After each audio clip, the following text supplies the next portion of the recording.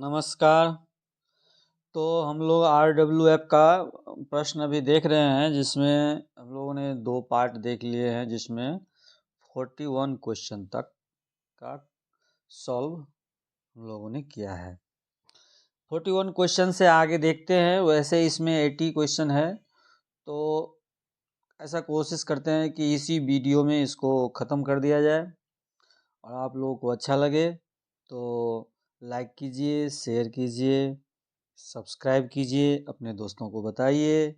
हम क्वेश्चन पे देखते हैं। 41 नंबर का क्वेश्चन तक हमने देख लिया था कि भाई पैटर्निटी लीव जो है 15 डेज मिलता है और उसको 6 मंथ का पीरियड होता है बिफोर आफ्टर।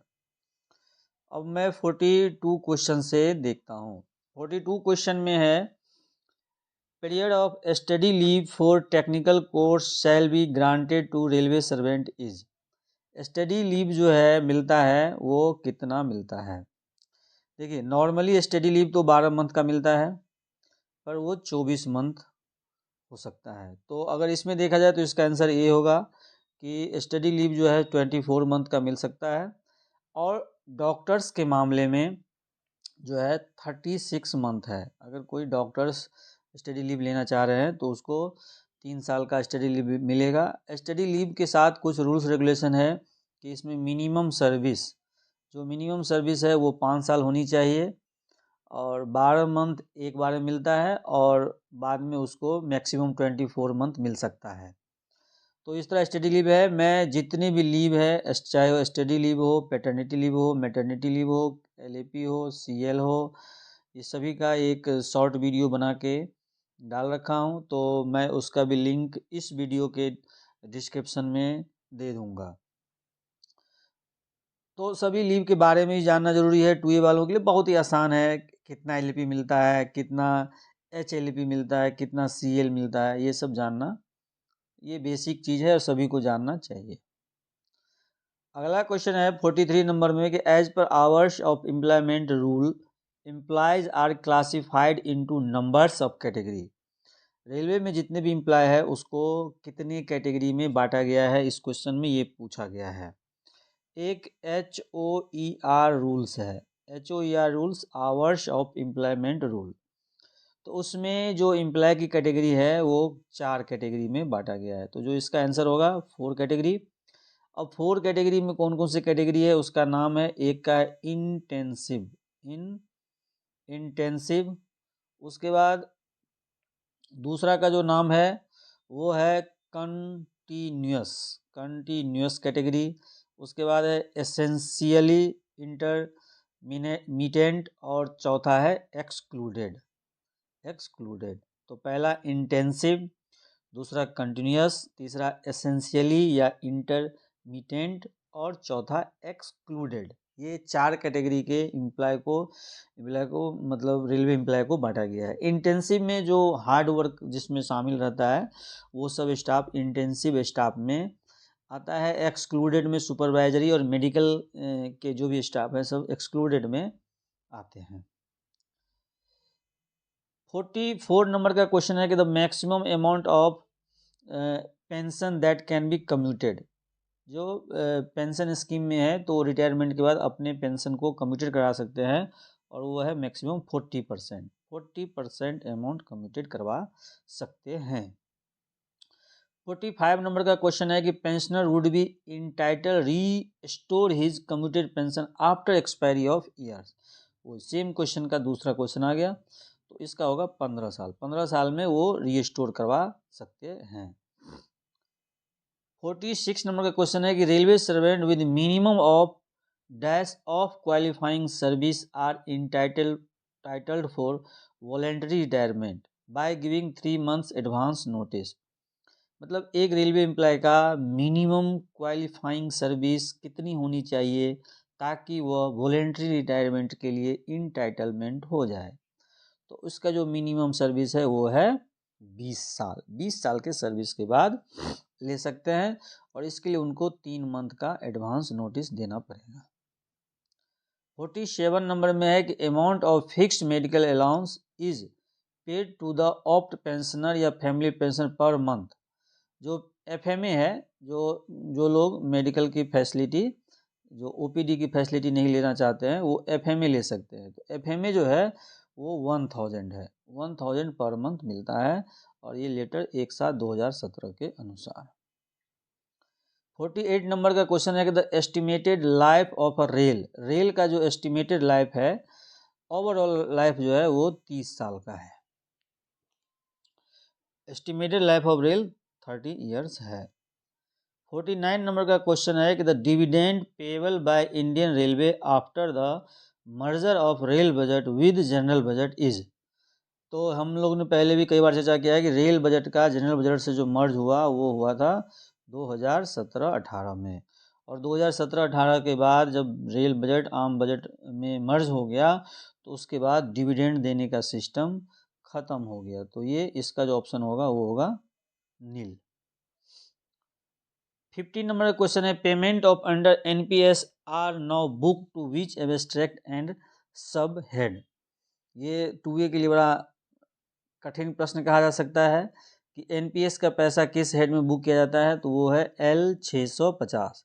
देखिए ये एब्स्ट्रैक्ट होता है, जैसे डिमांड नंबर 1 और 2 इसके एब्स्ट्रैक्ट नहीं होता है, और डिमांड नंबर किस किस का एब्स्ट्रैक्ट नहीं होता है, तो demand number 1, demand number 2, demand number 15, demand number 16। Total जो डिमांड नंबर है, टोटल डिमांड नंबर 16 है, तो उसमें से ये चारों का एब्स्ट्रैक्ट नहीं होता है। तो एब्स्ट्रैक्ट किस किस का होता है, एब्स्ट्रैक्ट होता है 3 से लेके, तो आपको सीरियल में याद करना है, 3 का A होता है, 4 का B होता है, I किसी का एब्स्ट्रैक्ट नहीं होता है, I किसी का एब्स्ट्रैक्ट नहीं होता है। तो इस तरह आपको पता चल जाएगा, तो याद करने की भी जरूरत नहीं। अगर पूछे भाई 5 का एब्स्ट्रैक्ट क्या है, तो 5 का एब्स्ट्रैक्ट C होगा, डिमांड नंबर 5 का C, ऐसे करके याद कर सकते हैं। 51 नंबर का क्वेश्चन है कि miscellaneous receipt are show against the which major head. देखिए मेजर हेड भी होता है डिमांड नंबर का, एक मेजर हेड भी होता है, तो जिसमें इसमें जो बोल रहा है कि मिसलेनियस रिसिप्ट जो है उसका मेजर हेड क्या होता है, तो मिसलेनियस रिसिप्ट का मेजर हेड 1001 होता है। 1002 जो है कमर्शियल लाइन, लाइन दो प्रकार का होता है, एक कमर्शियल लाइन और एक स्ट्रेटेजिक लाइन। स्ट्रेटेजिक लाइन जो बॉर्डर एरिया वाला लाइन है उसको स्ट्रेटेजिक लाइन कहा जाता है। तो जो 1002 है, तो 1002 में कमर्शियल लाइन X, Y और Z से जो अर्निंग होती है उसका जो एब्स्ट्रैक्ट है वो मेजर हेड है वो 1002 है। 1003 एक 3001 है इसमें, तो 3001 जो है डिमांड नंबर 1 और 2 का मेजर हेड है 3001। इसी तरह 3002 जो है 3 से लेके 13 तक का है कमर्शियल लाइन के लिए, 3003 जो है 3 से लेके 13 तक का है स्ट्रेटेजिक लाइन के लिए। ये सब मेजर हेड है। तो कुछ मेजर हेड है जो आप लोगों को याद रखना है, जैसे 1001, 1002, 3001, 3002 जिसका मैंने बता भी दिया, 3003 और है 5। क्वेश्चन है कि demand for grant number assigned for railway is 2020-21 में क्या था। तो 2020-21 में जो है डिमांड नंबर रेलवे के लिए था 83, ये वाला 83 था। अब ये कैसे कि 2017-18 में डिमांड नंबर 80 था रेलवे के लिए भारत सरकार की तरफ से। अब आपको इसी तरह ऐड करते आगे करके याद करना है। 2018-19 में 81, 2019-20 में 82, 2020-21 में 83, 21-22 में 84, 22-23 में 85 और 23-24 में भी 85 ये है, और 24-25 में भी 85 ही है। तो इसका भी ऐसे सीरियल वाइज करके याद कर सकते हैं। 2017-18 में 80 था। 53 नंबर का क्वेश्चन है कि under which article of constitution of India charge expenditure is not subject to vote of parliament. मतलब कि किस आर्टिकल्स के तहत जो चार्ज एक्सपेंडिचर है, दो प्रकार का एक्सपेंडिचर होता है, एक होता है वोटेड और एक होता है चार्ज। तो वोटेड में क्या है कि पार्लियामेंट से सैंक्शन लेनी पड़ती है, और चार्ज में क्या है प्रेसिडेंट से सैंक्शन लेनी होती है। चार्ज एक्सपेंडिचर को पार्लियामेंट में वोट करवाने की आवश्यकता नहीं होती है। तो ये कौन से आर्टिकल में है? तो उस आर्टिकल का नाम है ये बी नंबर 113(1). 113(1) में चार्ज एक्सपेंडिचर के बारे में है और 113(2) में वोटेड एक्सपेंडिचर के बारे में आर्टिकल है।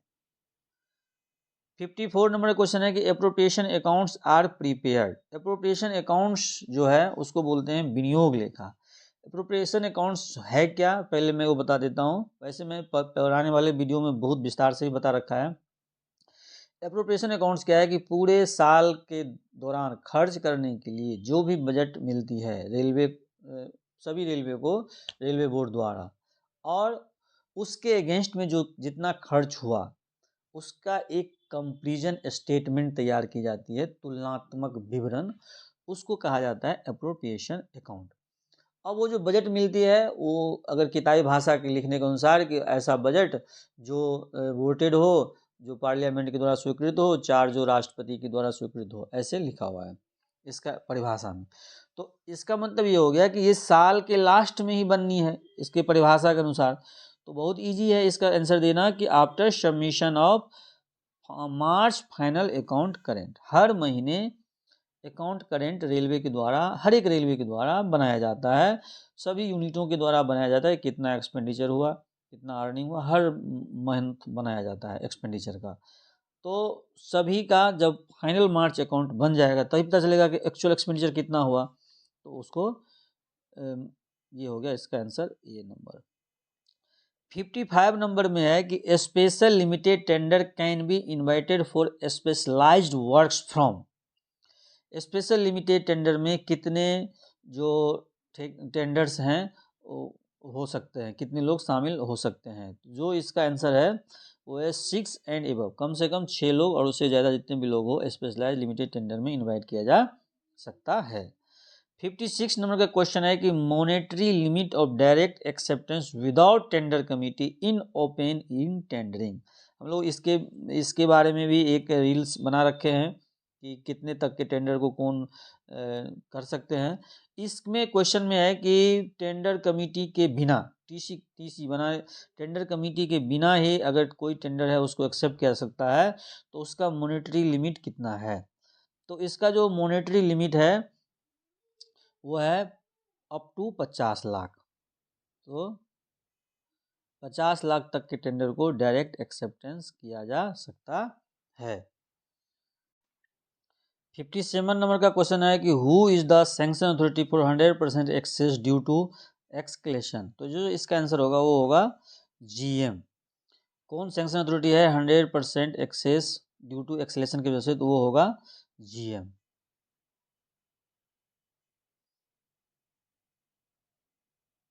है कि what is the maximum amount of DCRG payable as per 7th CPC. 7th CPC के अनुसार जो मैक्सिमम डीसीआरजी थी पेबल करने के लिए वो तो इस क्वेश्चन के अनुसार तो ये 20 लाख होगा, पर न्यू अपडेट कि जब भी डीए 50% हो जाएगा तो सभी अलाउंसेज 25% बढ़ जाएगा। तो इसके अनुसार जो अभी नया क्वेश्चन अगर कभी पूछे तो डीसीआरजी अब 25 लाख है कि मैक्सिमम अमाउंट जो है डीसीआरजी का ग्रेजुएटी का 25 लाख है। तो ये ध्यान रखना है, ये नहीं कि इसका आंसर देख के 20 लाख मार दें तो गलत हो जाएगा। 59 नंबर का क्वेश्चन है कि लाइन कैपेसिटी मीन्स क्या होता है? लाइन कैपेसिटी, लाइन कार्य क्षमता कहा जाता है। तो लाइन कार्य क्षमता 24 घंटे के अंदर एक लाइन पे कितनी बार ट्रेन आ रही है और जा रही है उसको कहते हैं लाइन कैपेसिटी। तो जो इसका आंसर होगा number of train per day in a path. 60 number का क्वेश्चन है post project appraisal is done through. Post project appraisal जो है वो डन किया जाता है किसके थ्रू? तो अगर इसे देखा जाए कि पोस्ट प्रोजेक्ट प्रोडक्टिविटी टेस्ट कहा जाता है उसको, और उसमें जो है सो आरओआर भी फिक्स रहता है कि 10% होना चाहिए और फाइनेंशियल जस्टिफिकेशन भी रहता है। तो इसके अनुसार इसका क्वेश्चन का आंसर जो होगा all of the above. 61 number का क्वेश्चन है कि detail estimate need not be prepared for work costing less than. Detail estimate तैयार करने की, अभी एस्टिमेट के बारे में हम लोगों ने पहले वाले वीडियो में भी देखे थे। तो डिटेल एस्टिमेट तैयार नहीं करने की आवश्यकता जो है कब होगी, जब कितने अमाउंट तक के टेंडर रहेगा तो डिटेल एस्टिमेट तैयार करने की आवश्यकता नहीं होगी। तो इसका आंसर होगा 5 लाख। इसमें 62 नंबर का क्वेश्चन है कि minimum notice period for quotation. Minimum notice period के बारे में भी हम लोगों ने पहले वाले वीडियो में देख रखे हैं। के मामले में minimum notice period for quotation जो है वो होगा 7 दिन। तो जो मिनिमम नोटिस पीरियड है वो सब लोग याद रख लीजिएगा। और इसका भी जो हम एक शॉर्ट वीडियो बना रखे हैं तो उसका लिंक हम डाल देंगे। Two packet tendering system is adopted in case of two packet system tendering object कब किया जा सकता है, तो ये ओपन टेंडर में two packet system tendering adopt किया जा सकता है। 64 नंबर का क्वेश्चन है कि पीवीसी इज एप्लीकेबल। पीवीसी को बोलते हैं price variation clause. Price variation clause, किसी कारण से अगर प्राइस का वेरिएशन हो गया तो वह जो है सो क्लॉज लगता है टेंडर में, तो वो कितने से ज़्यादा के टेंडर में हो सकता है, तो जो इसका आंसर है 5 करोड़। किसी प्राइवेट पार्टी के लिए या किसी गवर्नमेंट संस्था के लिए काम करती है तो उस काम को डिपॉजिट वर्क के थ्रू करवाया जाता है। तो डिपॉजिट वर्क का जो है 100 करोड़ तक का जो सैंक्शनिंग अथॉरिटी है वो जीएम है। ये सैंक्शनिंग अथॉरिटी पावर का जो है सो समय समय पर लेटर आता है तो काम ज़्यादा हो सकता है। तो इस तरह के क्वेश्चन को करंट अफेयर्स के साथ जुड़े रहना चाहिए और नया अपडेट क्या हुआ है उसको देखना चाहिए। 66 नंबर का क्वेश्चन है कि who is sanctioning authority for 100% excess due to escalation. Same question आ गया 66 नंबर में, और ये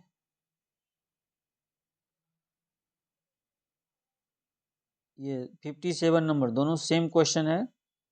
गजब हो गया। तो 66 नंबर का जो आंसर होगा वो होगा B number, GM. Who is the sanction authority for 100% excess due to escalation. 67 number का क्वेश्चन है कि relaxation of eligibility criteria in tenders can be done with. किसी भी टेंडर्स में का जो एलिजिबिलिटी क्राइटेरिया है अगर उसमें कोई रिलैक्सेशन दिया जा सकता है तो इसके लिए PFA concurrence and GM approval की आवश्यकता पड़ेगी।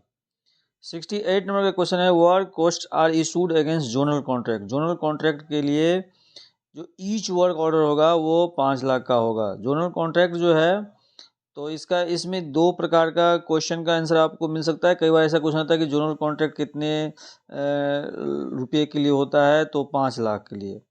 और जोनल कॉन्ट्रैक्ट ईयरली बेसिस पर होता है, उसका जो टाइमिंग है 1 जुलाई से लेके 30 जून तक का होता है। और 69 नंबर का क्वेश्चन है eligibility criteria is applicable for service tenders value more than. तो जो एलिजिबिलिटी क्राइटेरिया है सर्विस टेंडर के irrespective of the value of the tender. तो 69 का नंबर ऑप्शन हो जाएगा डी। 69 का हो गया डी।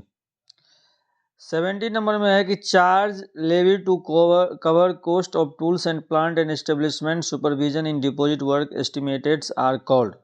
जो डिपॉजिट वर्क के लिए जो चार्ज ली जाती है तो उसको क्या कहा जाता है, तो उसको कहा जाता है डिपार्टमेंटल चार्ज। जो लिया जाता है डिपॉजिट वर्क के लिए वो 12.5% होता है। 71 नंबर का क्वेश्चन है कि contract place to promote indigenous development of new technology और टेक्निक्स आर नॉन एज। जो स्वदेशी तकनीक को बढ़ावा देने के लिए जो ऑर्डर प्लेस्ड किया जाता है तो उसको कहा जाता है डेवलपमेंट ऑर्डर। डेवलपमेंट ऑर्डर कहा जाता है। 72 नंबर का क्वेश्चन है as per GCC quantities operated more than 125% but below 140% will be paid at the rate of the. तो जो अगर 125% से ज़्यादा और 140% के बीच में रहेगा तो इसका होगा 98%। और फिर 140% से लेके 150% तक रहेगा तब ये वाला आएगा 96%। और 150% से भी ज़्यादा रहता है तो भी 96% ही होता है। 73 नंबर का क्वेश्चन है कि level of tender committee is decided based on the value of. Tender committee जो है सो डिसाइड की जाती है क्या है? वैल्यू ऑफ टेंडर, टेंडर के वैल्यू के आधार पर टेंडर कमेटी डिसाइड की जाती है। 74 नंबर का क्वेश्चन है कि approval power for appointment of arbitrator rest with, किनके पास पावर है आर्बिट्रेटर अपॉइंटमेंट करने का? तो जीएम साहब के पास पावर है, जनरल मैनेजर। 75 नंबर का क्वेश्चन है GM can sanction air travel on duty up to which level officers? GM जो हैं ऑन ड्यूटी एयर ट्रेवल किस लेवल के ऑफिसर्स को सैंक्शन कर सकते हैं? तो ये होगा जूनियर स्केल लेवल के ऑफिसर को सैंक्शन कर सकते हैं। 76 नंबर का क्वेश्चन है कि preliminary survey is done for, preliminary survey जो है डन किया जाता है close estimation of probable cost of the project, तो किसी भी प्रोजेक्ट का क्या कॉस्ट हो सकता है वो प्रिलिमिनरी सर्वे में पता की जाती है। ट्रैफिक प्रोजेक्शन के लिए ट्रैफिक सर्वे है, टेक्निकल फिजिबिलिटी जो है और ये सब बाद में देखा जाता है, और सेलेक्टिंग अलाइनमेंट फिजिबिलिटी। तो 76 नंबर का आंसर हो गया ये। 77 नंबर का क्वेश्चन है currency of sanction estimate for works, एक वर्क्स का सैंक्शन एस्टिमेट कितने दिन का हो सकता है? एक बार सैंक्शन हो गया तो वो नॉर्मली 5 ईयर्स तक का होता है, 5 years from commencement of the work which is extendable. 78 number question है कि new GCC for service contract was introduce, जो न्यू जीसीसी जैसे कि सभी के लिए जीसीसी है, GCC general condition of contract, तो वर्क्स के लिए अलग है, सर्विस के लिए अलग है और स्टोर के लिए भी अलग है। तो जो सर्विस कॉन्ट्रैक्ट के लिए जो जेसीसी आया था वो जनवरी 2018 में, जनवरी 2018 में। 79 नंबर का क्वेश्चन है कि प्लान हेड 4200 में क्या रहता है? प्लान हेड 4200 में वर्कशॉप रहता है। अगर आप लोगों को प्लान हेड याद है तो कम से कम 3 से 4 क्वेश्चन आपको आराम से पूछता ही है प्लान हेड से रिलेटेड। टोटल 27 प्लान हेड है, आप डेली 5-5 करके भी याद करिएगा ना तो 5 दिन में प्लान हेड आप लोगों को आराम से याद हो जाएगा। 80 नंबर का क्वेश्चन है कि rest house for officer supervisor is chargeable to, rest house जो है अभी स्टाफ एम्यूनिटीज और स्टाफ वेलफेयर, तो इस दोनों का जो है उसका नाम हो गया स्टाफ एम्यूनिटीज, तो इसका आंसर होगा ए। तो इस तरह हम लोगों ने देखा इसके 80 क्वेश्चन को, और ये 4 जो है सो डिफरेंस बिटवीन वाला जो है एक पूछता है 5 नंबर का, तो ये कंप्लीशन एस्टिमेट और कंप्लीशन रिपोर्ट, रेमिटेंस ट्रांजैक्शन और transfer transaction, budgetary control, exchequer control, इस सब के बारे में हम ऑलरेडी वीडियो में चर्चा कर ही दिए हैं। तो धन्यवाद, आप लोगों को अच्छा लगे तो आप लोग लाइक कमेंट शेयर कर दीजिए। Thank you.